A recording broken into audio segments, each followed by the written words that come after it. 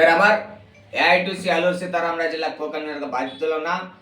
ఈరోజు కూటమి ప్రభుత్వం అధికారంలోకి వచ్చిన తర్వాత బాక్సైట్కి మళ్ళీ తెరలేపినటువంటి పరిస్థితులు నెలకొని ఈ రాష్ట్రంలో, అందులో ప్రధానంగా మన గిరిజన ప్రాంతంలో దేశవ్యాప్తంగా ఉన్నటువంటి బాక్సైట్ నిక్షేపాల్లో ప్రధానంగా మన గిరిజన ప్రాంతంలో 6 బ్లాకుల్లో అనంతగిరి, సప్పర్ల, గూడెం, గుర్తేడు, కాటంరాజ్, అలానే చింతపల్లి ఈ ప్రాంతాల్లో 6 బ్లాకుల్లో దాదాపు 615 మిలియన్ల టన్నుల బాక్సైట్ నిధి నిక్షేపాలు ఇక్కడ ఉన్నాయని జియోలాజికల్ సర్వే ఆఫ్ ఇండియా ఒక సర్వే చేసి ఒక నివేదికన సమర్పిస్తుంది. అయితే దాదాపు ఈ 615 మిలియన్ టన్నుల బాక్సైట్ని తవ్వుకునేదానికి వాళ్ళు మన ఏపీఎండిసి ఒక ఒప్పందం చేసుకొని అవి రాష్ట్ర ప్రభుత్వానికి ఒక నివేదిక ఇచ్చింది. రాష్ట్రంలో 1,50,000 కోట్ల రూపాయలు పెట్టుబడులు వస్తాయి, మీరు ఖచ్చితంగా ఈ బాక్సైట్ తవ్వుకునే దానికి అనుమతులు ఇవ్వండి అని చెప్పి రాష్ట్ర ప్రభుత్వానికి ఒక ప్రపోజల్ పెట్టింది.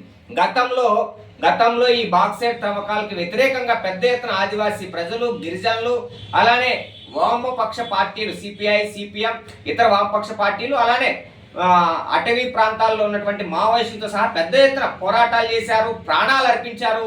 ఈ యొక్క బాక్సైట్ త్రవ్వకాలకు వ్యతిరేకంగా నిలబడి తమ ప్రాణాలను త్యాగం చేసి ఈరోజు బాక్సైట్ తవ్వకాలకి మేము వ్యతిరేకం అని చెప్పి నిరూపించారు. అదృష్టవశాత్తు ఈ ప్రాంతంలో వైఎస్ఆర్సీపీ ప్రభుత్వం అధికారంలోకి వచ్చిన తర్వాత గతంలో 97 జీవోను రద్దు చేసి ఈరోజు గిరిజన ప్రాంతంలో ఉన్న ఆదివాసీ బిడ్డలకి మేము అండగా ఉన్నాం. ఏదైతే బాక్సైట్ నిధి నిక్షేపాలు తవ్వకాలకు ఇచ్చినటువంటి జీవోను రద్దు చేస్తామని చెప్పి రద్దు చేసి ఆదివాసీల పక్షాన గత ప్రభుత్వం నిలబడింది. కానీ ఈరోజు మళ్ళీ కూటమి ప్రభుత్వం మళ్ళీ కుట్రపడుతూ మళ్ళీ బాక్సైట్ తవ్వకాలకి మళ్ళీ తెరలేపినటువంటి పరిస్థితి ఉంది. ఈరోజు కూటమి ప్రభుత్వం వచ్చిన తర్వాత ఈ ప్రాంతంలో మైనింగ్ నిక్షేపాలు మళ్ళీ పెద్ద ఎత్తున ప్రారంభమైనవి. దీంట్లో ఉదాహరణగా మీరు కూడా ఏజెన్సీ ప్రాంతంలో అబ్జర్వ్ చేయండి, లాటరైట్ పేరుతో బాక్సైట్ తవ్వకెళ్ళే పెద్ద కుట్రలు జరుగుతూ ఉన్నాయని ఇప్పుడు కూడా పెద్ద ఎత్తున ఈ ప్రాంతాల్లో ఆరోపణలు వినబడతా ఉన్నాయి. ఉదాహరణ చూసుకుంటే మన పెదవలస పంచాయతీలో దొక్లూరు అనే గ్రామంలో దాదాపు 11.370 హెక్టార్లలో దాదాపు 3,67,540 టన్నుల లాటరైట్ తవ్వుకునేదానికి దరఖాస్తు పెట్టుకున్నారు బి రాజేంద్ర ప్రసాద్ అని ఆయన.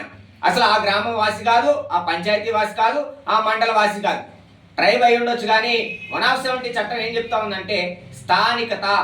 170 చట్టం క్లియర్గా 1960లకు ముందు ఏమన్నా అక్కడ రెసిడెన్షియల్ ఉంటే అక్కడ ఉన్నటువంటి ప్రాపర్టీస్ మీద కానీ అక్కడ ఉన్నటువంటి బెనిఫిషియర్స్ మీద అవకాశం ఉంటుంది తప్ప వివిధ మండలాల్లో ఉండి వివిధ ప్రాంతాల నుంచి వచ్చి నేను ట్రైబ్ అని చెప్పినప్పటికీ కూడా ఆ ప్రాంతంలో నిధి నిక్షేపాలు కానీ వీళ్ళ బెనిఫిషియర్స్ ఏమన్నా పొందాలి అనుకుంటే అది బిలో 1960 ముందు ఉంటే అవి ఎలిజిబిలిటీ ఉంటుంది. 170 చట్టం ఆ విధంగా చెప్తుంది అనేది కూడా కొంత ఉంది వాస్తవ విషయాలు. కానీ ఈరోజు బినామీలుగా ఈ ప్రాంతంలో గిరిజనులే ఉండి గిరిజనేతలు దీని వెనకాతల ఈ మైనింగ్ త్రవ్వకాలకి వెనకాతలుగా యజమానులుగా కొనసాగుతున్నటువంటి పరిస్థితులు ఉన్నాయి.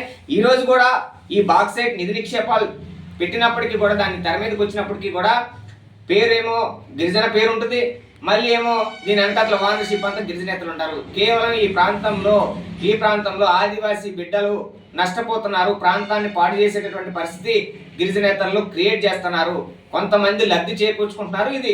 అది వాళ్ళ వరకే ఉంటుంది తప్ప యావత్ ప్రపంచంగా ఈ ప్రాంతం అంతా మీద కూడా పడేటటువంటి ప్రభావాన్ని అర్థం చేసుకోలేనటువంటి పరిస్థితుల్లో మన కొంతమంది గిరిజన బిడ్డలు ఆలోచన చేయాలని చెప్తున్నాను. అలానే ఈ ప్రాంతంలో బాక్సైట్, లాటరైట్ లేదా గ్రానైట్, గ్రావెల్, నల్లరాయి లాంటి క్వారీలు, అలానే చైనా క్లే అనేటువంటి ఖనిజ సంపదని బయటికి పోతే దాన్ని తవ్వి బయటికి తీస్తే ఇక్కడ ప్రధానంగా జరిగేటటువంటి పర్యావరణ లోపం, పచ్చడి ప్రకృతి అంతా కూడా బూడిద పాలవుతుంది, బుగ్గి పాలవుతుంది. అది పీల్చుకున్నటువంటి జంతు సంపద, అలానే వృక్ష సంపద, పంటలు పంటలు పూర్తిగా నాశనం అవుతాయి, భూగర్భ జలాలు ఇంకిపోతాయి.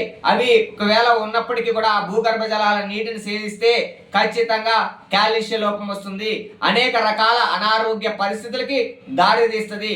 అలానే వీళ్ళు ఈ తవ్వకాల్లో జరిగేటటువంటి ఆ వచ్చేటటువంటి పొల్యూషన్, ఎయిర్ పొల్యూషన్ కూడా అది పీల్చుకోవడం వల్ల కూడా శ్వాసకోశ ఇబ్బందులు, గుండెకి సంబంధించినటువంటి ఇబ్బందులు, ఊపిరితిత్తుల మీద దాని ప్రభావం, అదేవిధంగా గర్భిణీ స్త్రీలు తమ గర్భాలను కోల్పోయేటటువంటి ప్రమాదం, ఒకవేళ పుట్టినటువంటి బిడ్డలకు కూడా అంగవైకల్యం వచ్చేటటువంటి ప్రమాదం. ఇలా ఎటు చూసుకున్న మైనింగ్ వల్ల ఈ ప్రాంతానికి నష్టం తప్ప ఈ ప్రాంతానికి ఉపయోగపడేటటువంటి ప్రయోజనం జరిగేటటువంటి పరిస్థితి 1% కూడా లేదు. కేవలం ఇక్కడున్న నిధి నిక్షేపాలను తవ్వుకుపోవడానికి కోట్లాది రూపాయలు గిరిజనేతరులు తమ లాభాలు ఆర్జించడానికి కొంతమంది గిరిజన బిడ్డలని పావులుగా వాడుకుంటా ఉన్నారు. వాళ్ళని తెర మీద చూపించి వాళ్ళకేదో లబ్ధి చేకూర్చి కొంతపాటి లబ్ధి చూపించి అపారమైన ఖనిజ సంపదని ప్రాంతాన్ని నుంచి తీసుకుపోతా ఉన్నారు.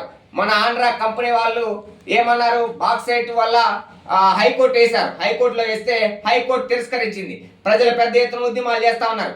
హైకోర్టు తిరస్కరిస్తే మళ్ళీ సుప్రీంకోర్టు పోయారు. సుప్రీంకోర్టు కూడా దాన్ని తిరస్కరించింది. ఆఖరికి లండన్ అబ్రోటేషన్ అనే కోర్టులో తమ వాదన వినిపిస్తూ 2500 కోట్ల రూపాయలు మాకు నష్టం వాటిల్లింది కాబట్టి న్యాయం చేయండి అని. అసలు ఈ ప్రాంతంలో పర్మిషన్స్ ఇవ్వడమే తప్ప మన ప్రాంతంలో ఉన్నటువంటి నిక్షేపాలను తీసుకెళ్లాలని ఆలోచన చేసి దొంగదారులు, దొడ్డిదారులు, లంచాలు మామూలు ఇచ్చుకొని కొంత పెట్టుబడి పెట్టి ఇక్కడ ఈ ప్రాంతంలో ఉన్నటువంటి నిధిని పట్టుకెళ్తూ పోతే దాన్ని ప్రజలు వ్యతిరేకించి పోరాటం చేసి మా ప్రాంతాన్ని మేము కాపాడుకుంటామని చెప్పి పోరాటం చేస్తే ఆ కంపెనీ, ఆంధ్ర కంపెనీ వాళ్ళు నష్టం చేకూరిందట 2500 కోట్ల రూపాయలు. ఈ 2500 కోట్ల రూపాయలు నష్టం వాడింది కానీ మాకు నష్టపరిహారం అంటే ఏ విధంగా ఈ ప్రాంతంలో మైనింగ్ మాఫియా ఉందనేది అర్థం చేసుకోవాలి. మన ప్రాంతంలో ఉన్నటువంటి నిక్షేపాలను మనం కాపాడుకోవాల్సిన బాధ్యత ప్రతి ఒక్కరిది. కాబట్టి ఆదివాసీ బిడ్డలారా, కొంతమంది నాయకులు చేసే ప్రలోభాలకి మనం లోను కావద్దు.